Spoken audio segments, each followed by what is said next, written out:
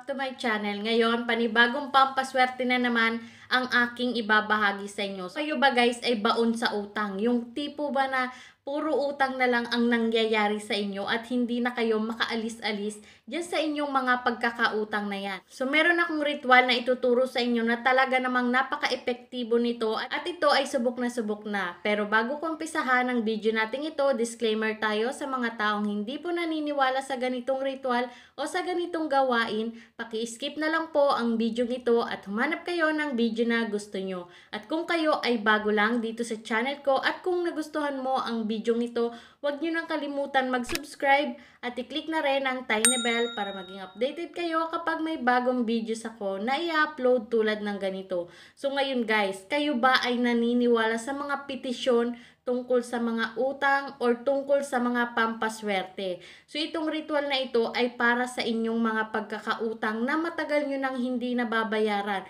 Ito ay pwede rin sa mga taong may mga pautang na matagal nang hindi nababayaran sa inyo. Yung tipo ba na nagkalimutan na kayo o kinalimutan na kayo nung taong pinautang ninyo. So ito ay pwedeng gawin ng kahit na sino. Kung ikaw yung taong nagpautang, pwede mo itong gawin. At kung ikaw naman yung taong maraming utang, pwede mo rin itong gawin.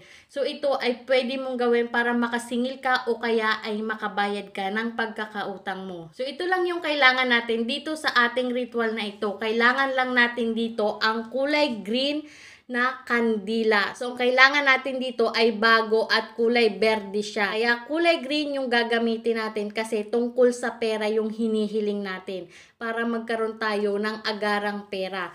At kailangan din natin ng kulay berdeng panulat. So, berde yung gagamitin din natin kasi tungkol nga sa pera yung ating ihihiling o yung ating ritual na ito. So, kailangan din natin dito ng kulay white na papel. Pwede rin kayong gumamit ng kulay green kung meron kayo niyan. Pero kung wala, pwede ang white na papel.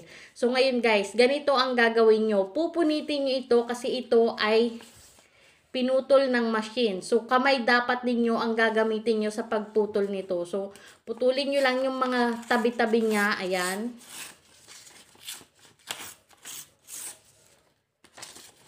Putulin nyo siya. Or punitin nyo siya, ganyan. At pagkatapos, isulat nyo dito yung tunay na pangalan ng taong may utang sa inyo. Ito ay gagawin mo para makasingil ka. Ang isusulat mo dito ay yung pangalan ng tao na may utang sa iyo.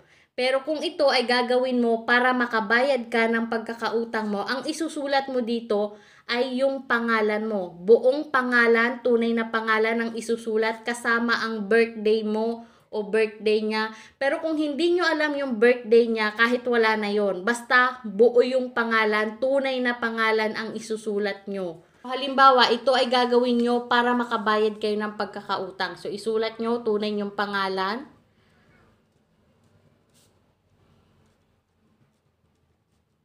Tatlong beses. So, ayan, ganyan ang gagawin nyo. Tunay nyong pangalan. Kung ito ay petisyon para makabayad ng pagkakautang, tunay nyong pangalan. Birthday nyo. Kung ito ay petisyon para makasingil ka ng pagkakautang sa'yo, yung matagal mo ng pautang, tunay niyang pangalan. Pangalan po nung taong may utang sa inyo.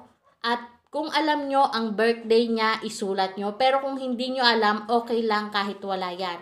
At pagkatapos, iganito nyo siya. Ayan.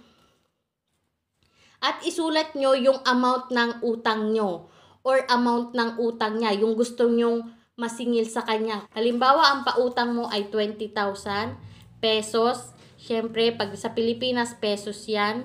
Pero pag dito sa ibang bansa, dollar sign yan. 3 beses nyo ding isusulat yan. So, pasensya na kayo guys kung may ingay kayong naririnig. So, ayan. So, ayan, ganyan ang pagkasulat niyan. Pangalan ng tao may utang sa'yo o pangalan mo. So, naintindihan niyo ba guys? At ito naman ay yung amount ng utang mo o yung amount ng utang niya sa'yo. So, ganyan ang pagkasulat. 3 beses. Ayan, 3 beses. At pagkatapos, ganito naman, sa kabila naman. Ayan, sa kabila guys.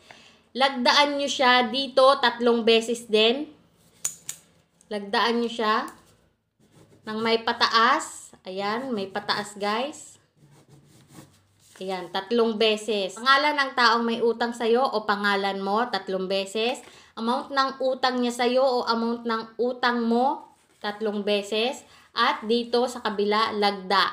Ayan. Ayan guys, kapag natapos nyo nang isulat ito, sisindihan nyo naman ngayon itong kandila na kulay berde. So dahil ito ay demo ko lang naman sa inyo, ang gagamitin kong kandila ay yung gamit na. Pero kayo ay kailangan kung gagawin ang ritual na ito bago ang kandilang inyong gagamitin. So ngayon, ito yung gagamitin ko kasi demo ko lang naman ito para hindi tayo mahagad sa kandila, di ba? So ayan. Kuha lang ako ng pagpapatungan natin.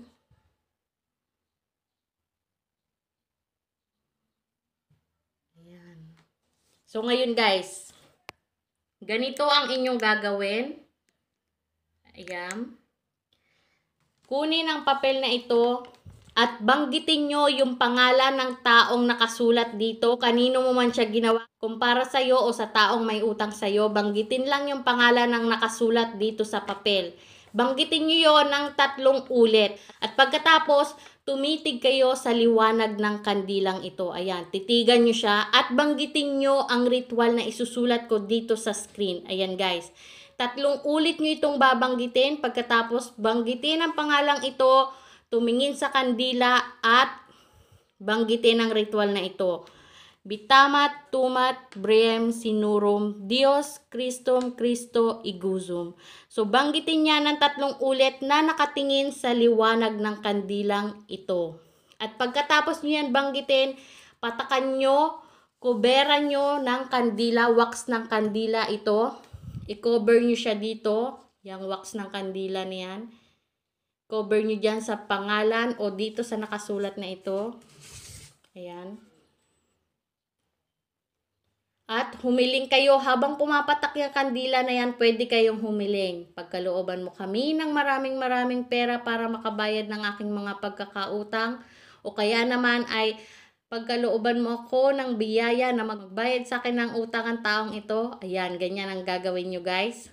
Habang hindi tapos na pumatak ang kandilang ito, makover lahat yung pangalan, yung nakasulat na yan hanggat hindi siya tapos makover, ay huwag kayo titigil humiling.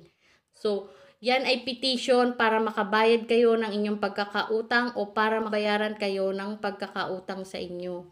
So, ganyan guys. So, patak nyo lang yan dyan hanggang sa matapos kayo. So, halimbawa, natapos na kayong patakan ito. Ayan, halimbawa lang, natapos nyo ng patakan niya. Yung papel na yan, natapos nyo ng patakan.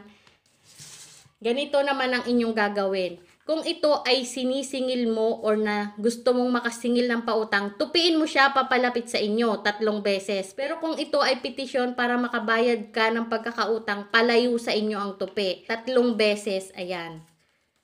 Ayan, 3 beses. So, dapat na-cover ng kandila ang lahat ng nakasulat dito. Pangalan mo, yung lahat ng nakasulat dito, dapat ito ay makover. Ito guys, ayan. Dapat lahat yan ay makover ng wax ng kandila na ginamit mo. So, kapag may tirang kandila, itapon sa malayo ang kandila. Kung wala namang tira, okay lang yon. So, ganyan ang inyong gagawin guys. At ito ay ibabaon mo sa lupa.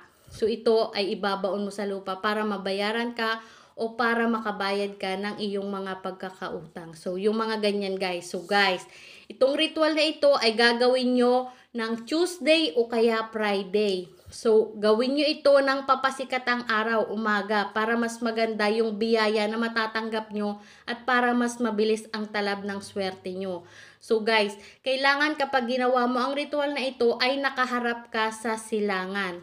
At ito ay pagkatapos yung gawin, ibaon nyo agad-agad sa lupa. Ibaon nyo po agad-agad doon sa lupa. So pwede po sa paso, pwede naman dyan sa labas ng bakuran nyo. Kahit saan lupa nyo ito ibaon, pwedeng-pwede yun. Ganyan lang po kasimple ang ritual nating ito at ito'y magdudulot ng biyaya sa'yo. Maaaring makapagbayad ka ng iyong mga pagkakautang, maaari din namang makasingil ka ng mga taong may utang sa'yo. Masingil mo sila.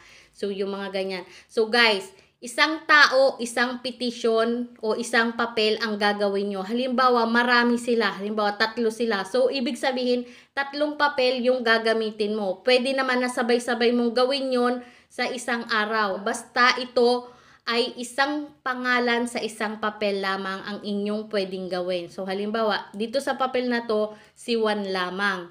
Dun sa isang papel, si Jose. Yung mga ganyan guys, basta isang papel, isang pangalan lang ang pwedeng mong gawa ng ritual doon. Sa kandila guys, pwede na sama-sama na sila doon. So banggitin nyo ang pangalan na nakasulat dito at yung pangalan na nakasulat sa isang papel at sa isa pang papel. Tapos banggitin nyo yon ng 3 ulit at pagkatapos tumingin kayo sa kandila at saka nyo banggitin yung ritual na isinulat ko dyan. 3 beses nyo siyang babanggitin. So, ganyan lang po kasimple ang ritual nating ito. So, guys, lagi nyo pong tandaan na ang video nating ito ay gabay lamang. Ang tanging pagdadasal pa rin po natin sa Diyos at paniniwala natin sa Kanya ang makakatulong sa atin sa mga ganitong ritual na ating ginagawa. So, lahat po ng bagay, pampaswerte man yan o hindi, kailangan po samahan natin ng sipag at tiyaga dahil wala naman pong mga pampaswerte na kapag ginawa mo ngayon, ay wala ka na rin gagawin para ikaw ay swertehin. So, yun lang guys. Thank you for watching. Sana may natutunan kayo sa video na to. Bye!